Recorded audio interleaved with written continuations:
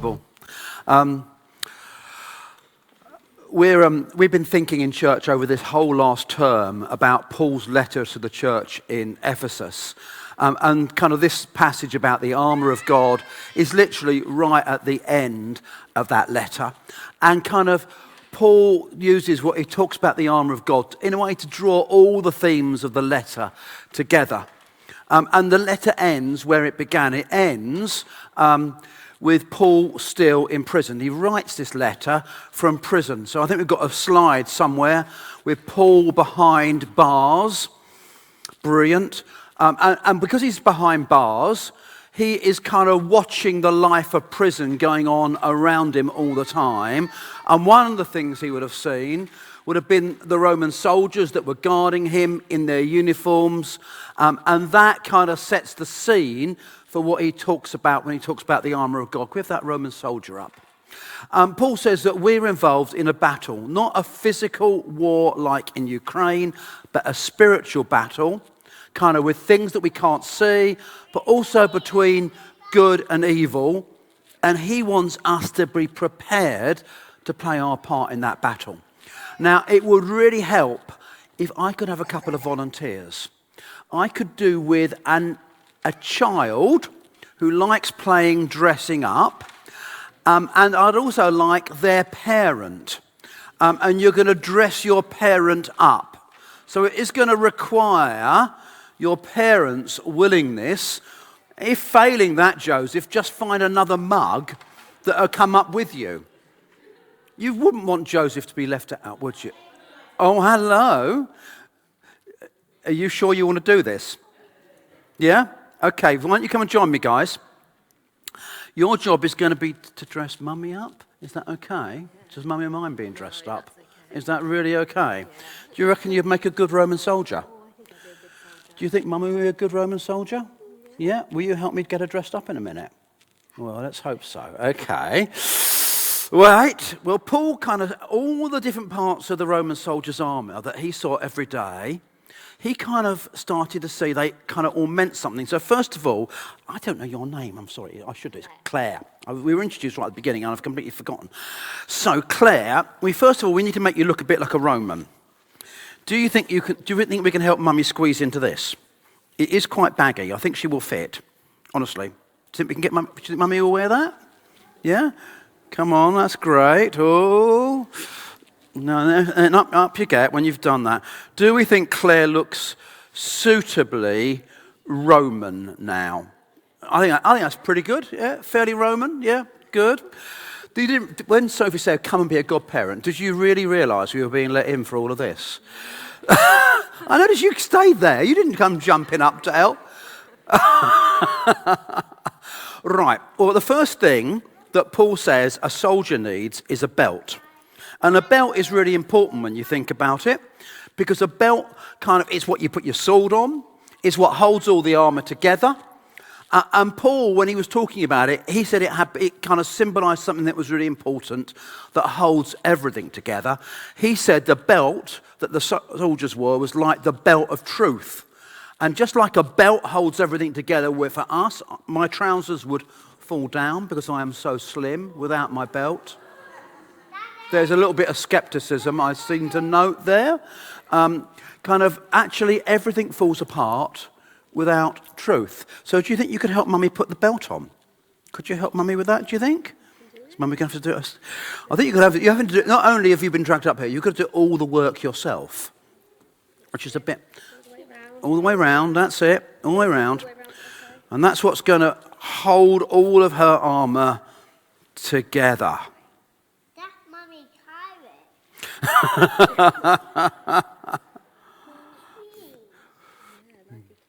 It fits around me, so I'm sure it'll fit around you. Brilliant. That's great. So it starts with truth. And in a way, truth is foundation to everything we do. Kind of we live in a world where truth seems to be optional. Even news is kind of real news or it's fake news. Actually, we need a world where truth plays a part. The next thing that Paul talks about is the breastplate. And so we need a breastplate. What does a breastplate protect someone from. Now, am I okay to help with this? If you come round the back, can you do the bottom ones? That's it. Bring it round there, and I'll do the top one. I promise not to strangle you, Claire, honestly. Brilliant. Are you good at knots, or do you want me to help? Oh, shall I help? Okay, I won't do it very tight. You may not ever get out of this again. You do realise there is a risk. There's a risk. So we now have Claire wearing a breastplate and a belt, and Paul describes the breastplate as the breastplate of righteousness. So who's going to help me? What does a breastplate protect? The heart, that's right. Kind of Paul is saying it really matters what happens with our heart. It's so easy to kind of struggle with not feeling good enough. And actually he's saying it's not about whether we're good enough. It's about what God has done for us.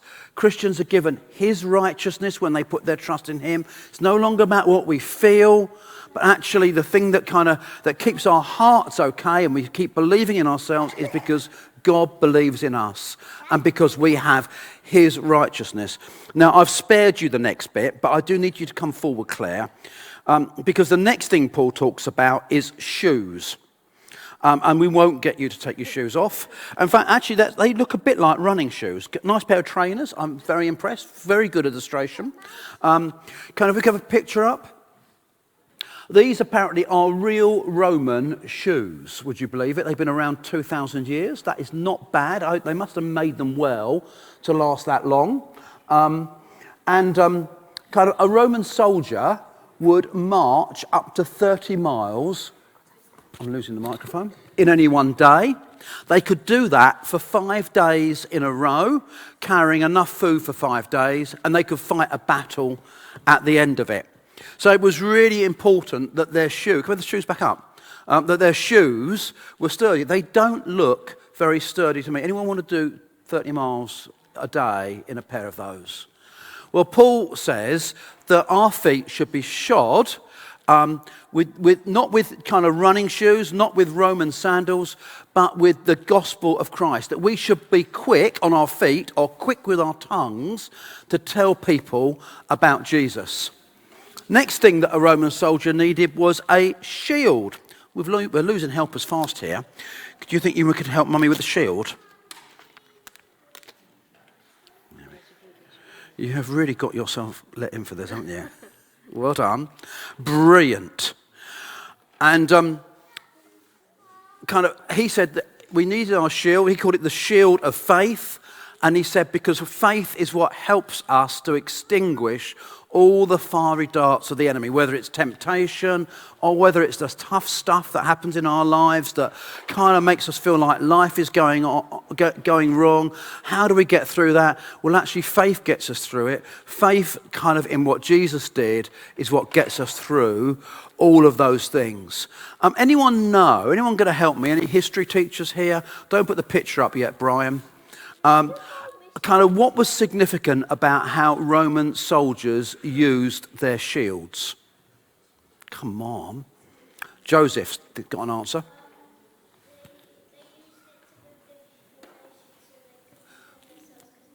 They would use them in formations. Yeah, brilliant. Could you set this picture up? Yeah, they literally could make like a tortoise. They'd lock them together at the front. They'd even lock them together on top of their heads so they could be attacked by the enemies. They could protect themselves from the enemy's arrows. And Paul doesn't say this, but something really struck me when I was thinking about that, is that one of the things about the shield is it actually reminds us that it isn't just about me and my faith. Actually, it reminds us that we all need each other. When we're in relationship with each other, when our shields are locked together, when we're protecting each other, that's when we're strongest and it's when we're safest. When I'm having a tough time, if someone else has got my back, then that kind of helps me to get through that. Now, have you put a lot of time into doing your hair? Because I'm about to ruin it, I'm afraid. The next thing a Roman soldier needed was a helmet. I think you're going to have to kneel down because you're going to have to put this on Mummy's head, aren't you? Can you put that on Mummy's head? Try the other way round. Is that okay? Brilliant. And bring that down a bit. There we go. About there. That's terrific. Yeah? Does she look good? Is that a good helmet? Yeah? What do you think the helmet will protect? What bit of my body is it protecting? Your head. That's right. Do you want to stand up again? Brilliant. The helmet protects our head. And Paul describes the helmet as the helmet of salvation. Kind of when we have doubts and when we have questions, it's really important that these are often focused on our minds. And actually just focusing on our salvation, on the knowledge that God loves us, that he sent his son to die for us, is the best protection there possibly is for our minds. Finally, if you're going to be a soldier and you're going to be involved in a battle, you need something else, don't you? You're going to give that to Mummy. Don't stab her with it. You need a sword. And Paul says that's the sword of the Spirit. And then he says that's the Word of God, like the Bible.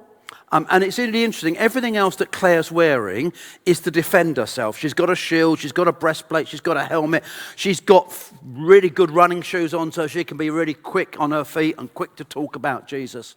But the one offensive weapon for this battle that Paul talked about us having was the sword of the Spirit, the Bible. And it's interesting, when Jesus was tempted, he always came to the Bible, turned to what God said in his word, and tried to live his life by what God said in the word. When he was tempted, he said to the devil, man doesn't live by bread alone, but by every word that comes out of the mouth of God. And the best way for us to be victorious in this battle is to base everything we do in our lives on what God says in his word. So we've got the helmet of salvation, we've got the breastplate of righteousness, we've got the shield of faith, the belt of truth, feet shod with quickness that comes from the gospel of Christ, and even the sword of the Spirit. And the one final thing Paul says we should do at the end of all of that is to pray. So that's what we're going to do now, and Lois is going to lead us in that. Claire, you can please to hear, you can sit down, and perhaps Sophie, will help you get out of this lot, and hope my nets aren't too tight. Can we give her a round of applause for helping? And thank you too. You were a really great helper dressing up Mummy. That was amazing. And then you can help me get everything else off. Yeah, is that okay? Thank you very much.